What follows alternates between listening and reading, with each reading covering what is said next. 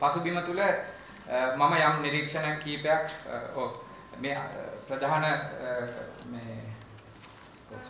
මේ පසුබිම තුල ගත් කල මේ අවස්ථාවේ ප්‍රධාන කඳවුරු දෙකකට සහයෝගය දක්වන දේශපාලන බලවේග හා බුද්ධිමතුන්ගේ ගොනුවීම් දෙස බැලුව විට මට පෙනී යන්නේ අඩුම තරමින් බහුතරයක් අයිතිවන්නේ කිසියම් අනන්‍ය වූ අභිලාෂයක් මත තම තමන්ගේ අපේක්ෂකයින්ට සහයෝගය දක්වන වර්ගයට බවයි.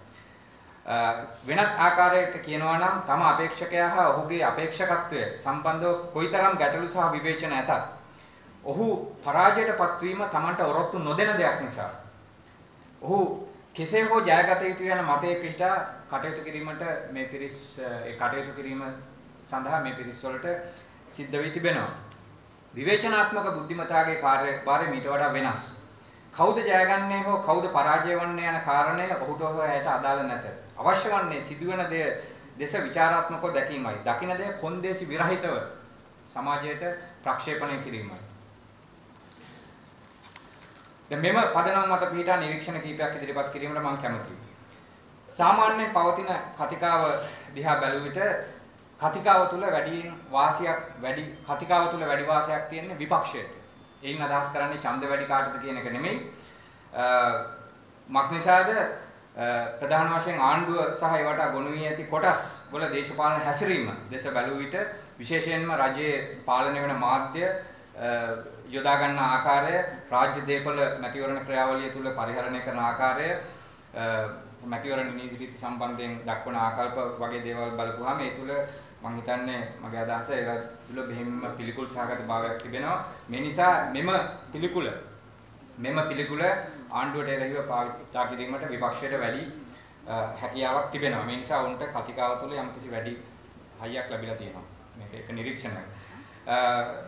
පෙරණ විදිහට විපක්ෂය පදනම් වන්නේ ආණ්ඩුව කෙරෙහි ඇති කළ හැකි මෙම පිළිකුල මත මිස ඊට වඩා වැඩි දෙයක් මත නෙවෙයි. ජයග්‍රහණයෙන් පසුව ඇති කරන ප්‍රතිසංස්කරණ පිළිබඳව යම් ප්‍රකාශ ඉදිරිපත් කරත් ඒවා ඇති කළ හැක්කේ එම ප්‍රතිසංස්කරණ දියත් කළ හැක්කේ කෙසේද යන්න පිළිබඳව විශ්වාසය ඇති කරන ආකාරයේ සාකච්ඡාවක් දකින්නට ලැබෙන්නේ නැහැ. සරත් ෆොන්සේකාට සහයෝගය දක්වන නමුත් ප්‍රධාන විරුද්ධ පක්ෂ වලට සම්බන්ධ නැති ඇතම් පිරිස් උත්සාහ කරන්නේ මහින්ද පෙරදීමට පමණයි. ඊට වඩා දෙයක් ඔහු සරත් ෆොන්සේකාගෙන් බලාපොරොත්තු වෙන බව පේන්නේ නැහැ. මගේ ලිඛිත අභිනාගයක් තියෙනවා. මෙම අපේක්ෂකයන් දෙදෙනාගෙන් අයෙක් සරත් ෆොන්සේකාගේ ව්‍යාපාරයේ ඇති ප්‍රධාන ගැටලුව වන්නේ ප්‍රජාතන්ත්‍රීකරණය පිළිබඳ ගැටලුව බරපතල ලෙසින් ඉදිරිපත් නොවීමයි. ප්‍රජාතන්ත්‍රවාදය පිළිබඳ කාව්‍යෝක්ති මේ දෙපාර්ශ්වයෙන් ඉදිරියට වෙන බොහෝ විට මේ ප්‍රතිපත්ති ප්‍රකාශන දිහා බැලුවාම ඒවා රෙටොරික්ස් කාව්‍යෝක්ති මේ පදනමක් ඊට තියෙන්නේ. නමුත් මේ බරපතල දේශපාලන ප්‍රශ්න කාව්‍යෝක්තින් වලින් ඔබට ගෙන ගිහින් බැරාරුම් දේශපාලන සාකච්ඡාවක් බවට පත්වීම මේ දෙපාර්ශ්වය තුලින්ම දක්නට ලැබෙන්නේ නැහැ.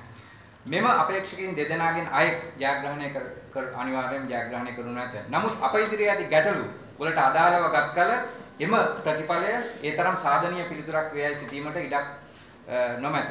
අලුත් පාලන තන්ත්‍රයක් ඇති වුවහොත් ක්ෂණිකව ඇති වෙන යම් ආකර්ෂණීය දේ සිදුවීමට පුළුවන්. ඒ හැමදාම සිදුවන දෙයකි. නමුත් ප්‍රශ්නේ වන්නේ දීර්ඝකාලීන පරිවර්තනය සඳහා පරිවර්තන ඇති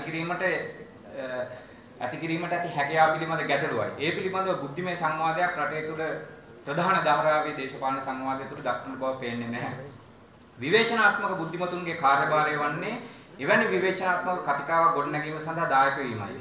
එය මැතිවරණ ප්‍රතිඵල මත රඳා නොපවතින අපේක්ෂකයන් දෙදෙනාගෙන් එක් අයෙකුට සුදුහුණු ගන්න මැදිහත් වීමක් වෙනුවට මේ දැන් මෙතන සිට කොන්දේසි විරහිතව කිය යුතු දේ විවෘතව ප්‍රකාශ කරන මැදිහත් වීමක් විය යුතුයි.